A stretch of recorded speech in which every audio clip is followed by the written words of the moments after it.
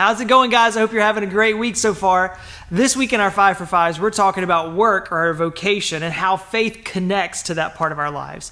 Now, some of you guys might know I've had several jobs in my life so far. As I started right out of college as a database administrator with a forestry degree of all things, right? And then I worked in furniture industry, which kind of tied into my degree for a little while. And then I worked in banking and was a branch manager for a large regional bank before surrendering to the call that God had placed on my life years earlier to ministry. And I know that's a bunch of random jobs, but guys, I think the people that I came across and even the experiences I have from each of those professions are all things that I count as blessings now. Each of those seasons of life prepared me in different ways to serve where God has placed me now. As we're talking about work, a passage from Nehemiah actually came to mind, and I would like to share that with you guys today. So in the book of Nehemiah, Jerusalem was in shambles, right? Nehemiah, he was heartbroken for the city and for its people and for how it reflected on God. And he asked the king's permission to go back and rebuild the walls. And with the king's blessing, he did exactly that. And it was up to the people to help rebuild the wall with the resources they had. They had a huge task ahead of them, right?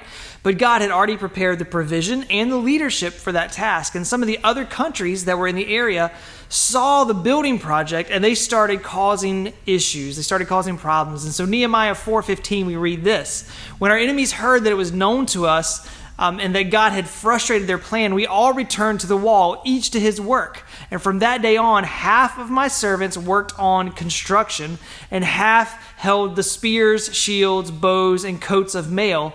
And the leaders stood behind the whole house of Judah who were building on the wall. Those who carried burdens were loaded in such a way that each labored on the work with one hand held on his weapon with the other. And each of the builders had a sword strapped at his side while he built. The man who sounded the trumpet was beside me, and I said to the nobles and to the officials and to the rest of the people, the work is great and widely spread, and we are separated on the wall far from one another. In the place where you hear the sound of the trumpet, rally to us there. Our God will fight for us." To keep the work from getting disrupted, Nehemiah had the people arm themselves.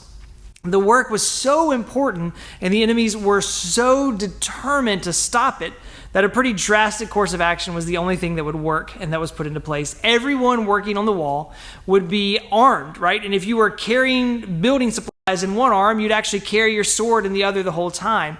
As the work was happening, half of the people would be laboring on the wall, and the other half would stand guard over those that were working, and they would swap as time went on. All of this was to keep the enemies of the people from derailing the project of rebuilding the wall. And now we aren't rebuilding any city walls in our daily lives, I don't think, but we still have enemies that want to derail our work. Now, Brooks mentioned on Monday that all of our work should be done or should be seen as work that we're doing for God. In light of that, guys, we have a spiritual enemy that will want to keep us from doing that work, right? We also are going to come up against difficult people at work that oppose our job and what we do there. So how are we to deal with that? Should we follow Nehemiah 4 and we should walk into the office with our shields on our back, our spears in our hands, and swords?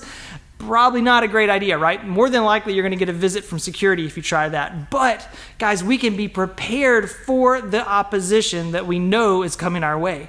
We can have armor, right? That's promised to us as children of God in Ephesians 6, right? Some of the highlights of that, just to do it real quick, are the belt of truth, we have a shield of faith, and we have the sword of the Spirit, which is God's word, the Bible.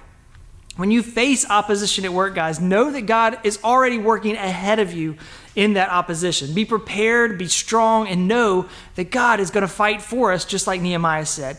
When your work is attacked or your integrity or your dedication is questioned, guys, know that that's the enemy trying to stop the work that we're doing for the kingdom. So be ready for the attack with the tools that God has already given us and stay on the wall, guys, just like we read in Nehemiah. Have a great rest of your week. We'll see you all real soon.